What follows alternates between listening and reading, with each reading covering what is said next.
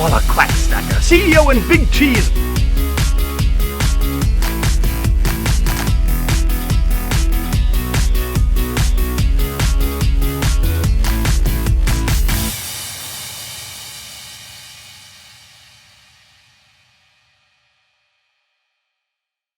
Hello and welcome to Cover by Cover. I'm Blast Hard Juice. And I'm an incompetent oaf. Today we're going to be taking a look at a little bit of a lesser known action title, but one that may very well be worth unearthing. So grab your shovels and let's get to digging. It's Heat Guy J. It's a shovel. Heat Guy J is... Wait, this can't possibly be right. You bet your bottom dollar it's right. I researched it myself. Well, folks, we've got a monumental achievement today because Heat Guy J is not based on a manga.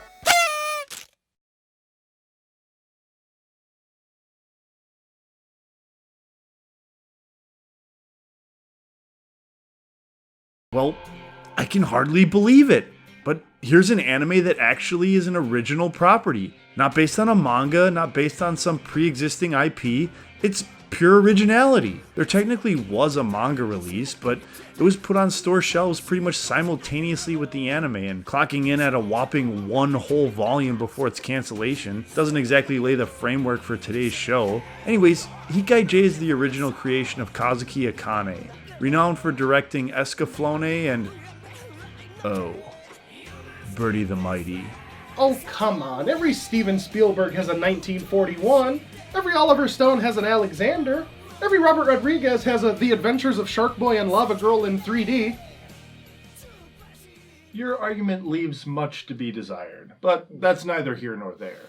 Ladies and gentlebots, prepare your bagpipes for adventure. It's Heat Guy J. We start things off with a bunch of burly sunglass-bound dudes around a coffin bearing the word vampire. Huh. That seems to be a severe failing seeing as how he is dead.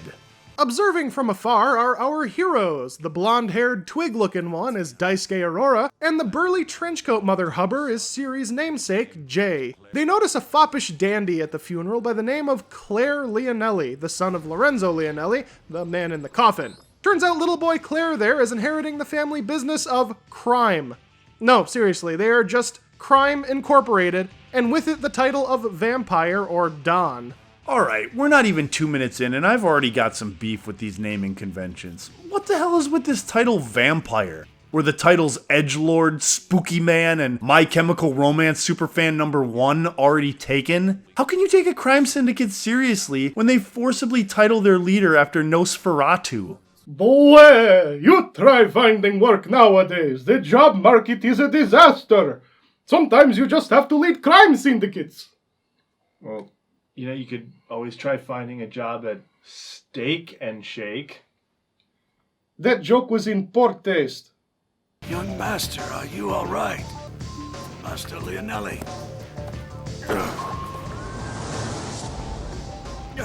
It's a hand grenade. Ah, yes. What funeral would not be complete without a hand grenade? Claire must have had a great relationship with his father, considering he tries to blow up his already dead corpse. Damn it, Giovanni, let me go! Papa, it's fireworks. You love them, right? Huh, Mr. Young Bosch is taking his father's death quite well, I must say. Anyway, the next day we see a couple of tough guys trying to find a shop. Man, where the heck is this place? I'm sure it's close. Japan, ladies and gentlemen, where the ever-elusive letter D once again goes missing. Perhaps after stopping at this shop, these two ruffians will get some breakfast at McDonald's, or perhaps Annie's. I wonder if their favorite Smash Bros. Character is King Eee. Turns out these charming individuals are here to pay a visit to the local shopkeep and have their own large burly trenchcoat-laden robot in tow. Ooh, I wonder if he'll square off with that other large burly trenchcoat-laden robot we already met? Yes. The answer is yes. You were 30 minutes late, Dice, and you haven't turned in your activity reports for more than 2 weeks now. Suspicious activity has shown up in the database. You gotta be kidding me. Ugh, Let's just pretend we didn't see that. Wickham. Yeah, right, buddy. Liquor store robbery officer down, sure. And I'm Edward G. Robinson. Seriously? How worthless is this ass clown? Isn't it his job to, investigate crimes? I guess I shouldn't be surprised. I mean, after all, they are government employees. Contrary to his attitude just moments ago, Daisuke actually gets off his ass and does some investigation. What's up? You want to hang out? I got off early. I'm so bored. Why don't you come with us, Dice? No thanks. I'm gay. Daisuke's detective work leads him to a cigarette butt on the ground outside of Close. Further inspection leads to more than a theory of a dead man. This, of course, causes a police scene where Daisuke is harangued by Inspector Edmundo. And it was a typical gang hit. One of the families is trying to take over. If you know that much, then you must know the suspect too, Mr. Special Unit from the City Safety Management Agency. You know, this series is pretty good so far. Oh, really? Is that what you think, Mr. Anime Review web series co-host, specializing in musical composition, character interaction analysis, and juxtapositional humor? Yes, that is what I think. Mr. Anime Review web series Johnny Come Lately and Prodigal Son, specializing in nothing except sucking Yu Yu Hakusho's dick? You know, I'm really glad we got these business cards made up because it was getting really hard to tell our titles apart. I absolutely agree. Yeah. So, wait a minute. I want to add editing extraordinaire to mine. Bullshit. If anyone's going to get that title, it should be the guy who edits our show. He's not here, cockmast.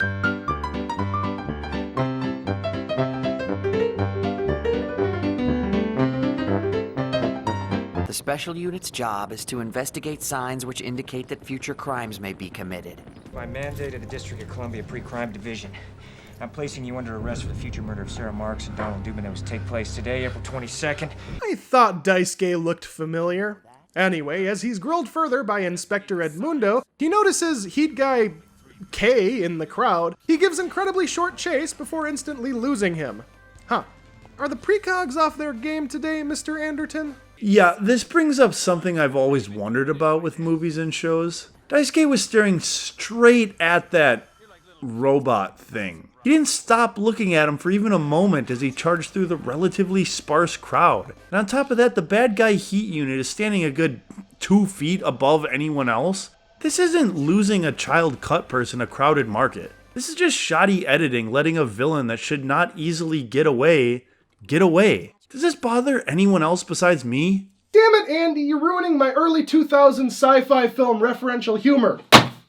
Also, there's a reason that he got away. You'll see. Give me a gun, will ya? 3 normal rounds, 1 special round. Red tab. Okay, you had your little aside about bad editing tricks, so I want to take a moment to make a comment about something I actually like in anime. It's gonna seem super corner case and hardly relevant, but just bear with me. I really like...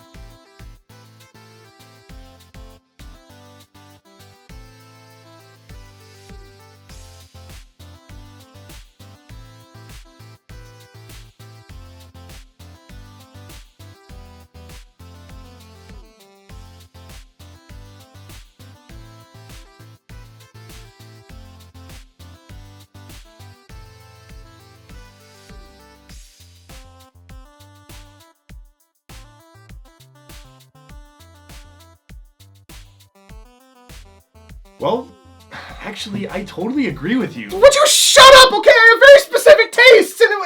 And wait, did you just say that you agree? Yeah, where did that come from? Oh, well, usually there's this other guy.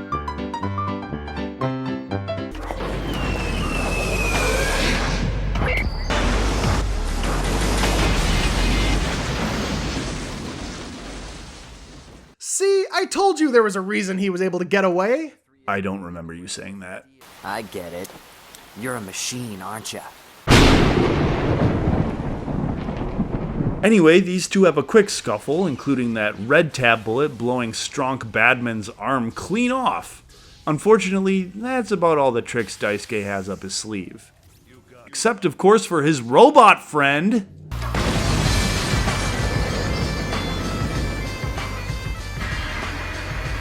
Holy crap. Any action scene is made way more awesome with bagpipes.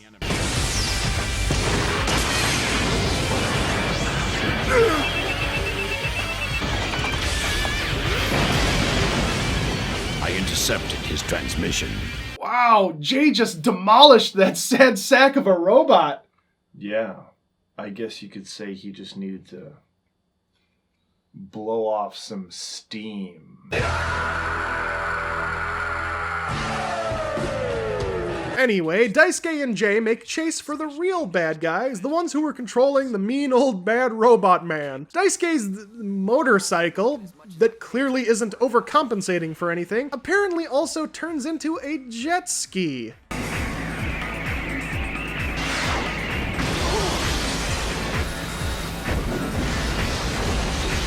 the hell's going on?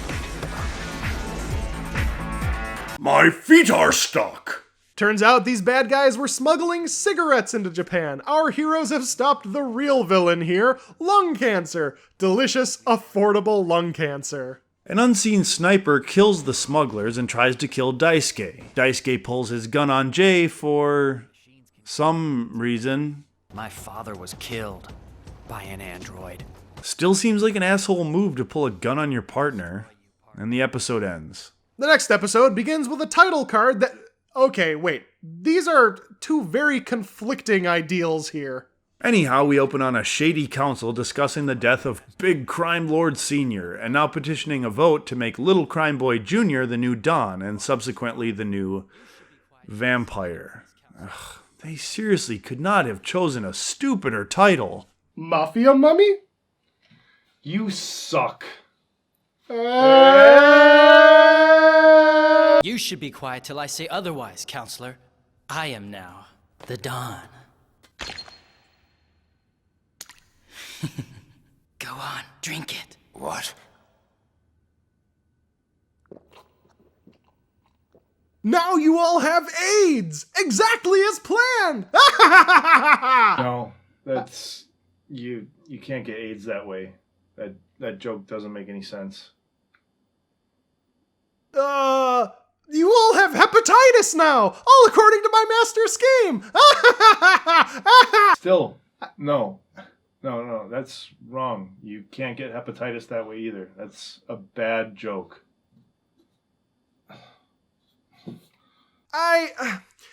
You all have cooties now! I am the winner! I'm done here. Does anybody have a hand grenade? In the midst of a rousing session of loafing about, our heroes overhear Kyoko talking on the phone about someone who's encountered a strange, foul odor. They spring into action. Why don't you come over to our place with us, Dice? No way. We transition once more to another scene where Claire does something batshit crazy. I'm starting to get the feeling that his one defining character trait is the absolute madman.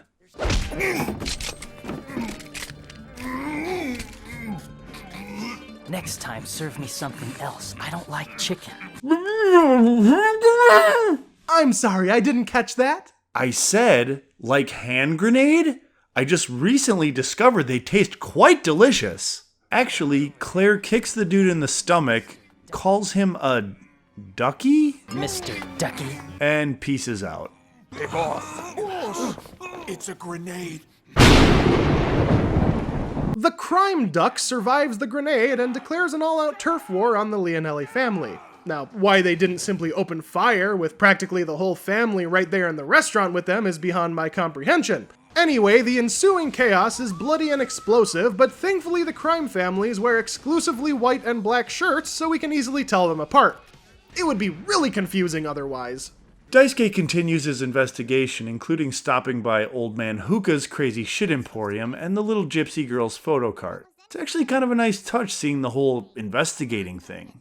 You get a bit of a feel for the world they inhabit by spreading out information in these little tidbits rather than just info dumping all at once. I see. Hey, either give it back or pay me for it! I'll take you to dinner sometime, alright? Like stealing photos from a baby.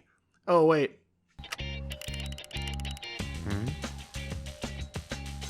What's with the blue stain, pal? My popsicle melted! What follows is... some pretty heavy-handed exposition. Come on, Heat Guy Jay, you were doing better than this. Main ingredient is gasoline. Refined from oil. And oil was the world's primary energy source of the previous era. It ended up causing so much air pollution that now it's illegal to use it in most of the... What the heck? First cigarettes and now gasoline? This is healthy fascism. Did you just say healthy fascism? Well, yeah, but I meant... You heard it here first, folks. Andy Moore thinks fascism is healthy. 2019. Daisuke and Jay's investigation leads them to conclude that napalm is being manufactured at a nearby abandoned ink factory. Meanwhile, Claire hires some surly-looking goons to transport a big tanker truck. Ooh, I wonder what's in the truck. I wonder if they're setting up an action set piece. Truly, your detective skills are paled only by those of our protagonists. Okay, this is it. Pull it over, pal! I'm sorry, but just no. Not only are you not in a marked police vehicle, nor are you displaying any manner of indication that you are a police or emergency vehicle, i.e. flashing lights, but you choose to yell, "Pull over," to the driver of this tanker. Even if this tanker wasn't being driven by crazy goons, that driver would have no chance of hearing you as you both travel down the highway doing upwards of 80 miles per hour, if not more. Come on, Daisuke, get it together. Furries? Furries? JT, calm down. It's not a huge deal. I mean, they're probably just criminals. Yeah, criminals. And they're sentenced to like 100 years of prison. And part of it is that they have to get their faces like surgically altered to look like animals. Yeah, that's probably what it is. What the fuck did you just pull out of your ass? That's the most bizarre, nonsensical, utterly moronic thing I've ever heard. I have heard that the faces of criminals sentenced to more than 100 years in Magnagolia prison are surgically altered to resemble beasts. I can't believe I was actually right. I mean, I guess I'm not surprised. 100-year prison sentences seems like the logical progression for fur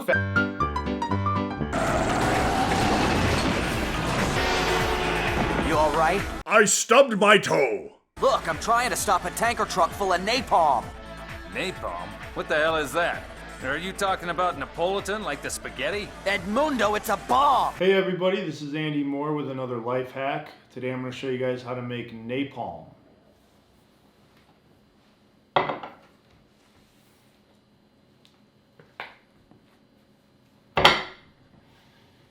Alright, make sure to hit comment, like, subscribe. This is Life Hacks. Bye. The roadblock doesn't work, and Daisuke pulls off a miracle shot, knocking out the truck's drive shaft. Yeah, they were nervous about shooting a truck full of napalm with their explosive bullets, so let's just knock the bastard over instead. Napalm is stable, right? The team investigates the downed truck and are immediately attacked by our fur-laden foes. Wait. Why are they so good at combat if they're criminals? Be careful, Daisuke. Their synaptic systems have been engineered to increase their physical abilities. I'm sorry, but in what world does this make any damn sense? These are criminals with 100-year-plus sentences, and you're giving them enhanced abilities? Doesn't that just increase their odds of, I don't know, escaping prison? I mean, if that's the case, I guess it makes the ending of One Flew Over the Cuckoo's Nest make a lot more sense.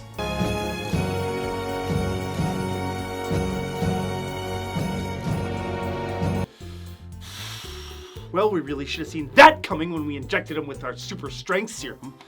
Oh well, science always moves on. Let's go ahead with the super genius serum and inject Christopher Lloyd over there.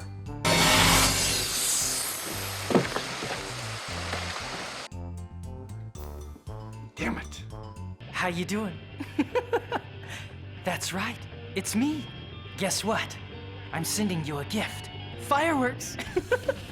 Real soon. I really hope you like them. Okay. Then the opposing crime lord just evacuates. In the helicopter he's sure to have. Seriously, rule number 6 of being a villain. Never tell your victim what's going to happen to them when they have ample time to escape said circumstance. Dumbass! Yep, Claire blows his load prematurely, the napalm engulfs everyone except our heroes, and we're treated to a glimpse of Jay under the skin. Early 2000s CGI was too prepared for his girth. After a minor wrap-up, the episode ends.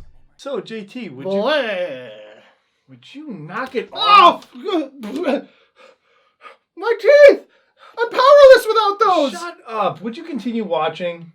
Oh, yeah, absolutely. Yeah, I think I would too. Heat Guy J is an example of an anime that does exactly what it sets out to do. Be acceptable.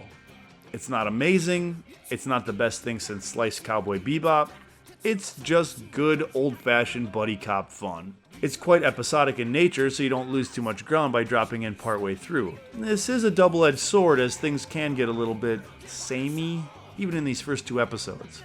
They investigate, they track down bad guys, they fight a bit, episode ends. Of course, the journey itself is entertaining enough to make it worth the time, so its few shortcomings, such as some awkward exposition dumps and questionable villain motives, can be forgiven with relative ease.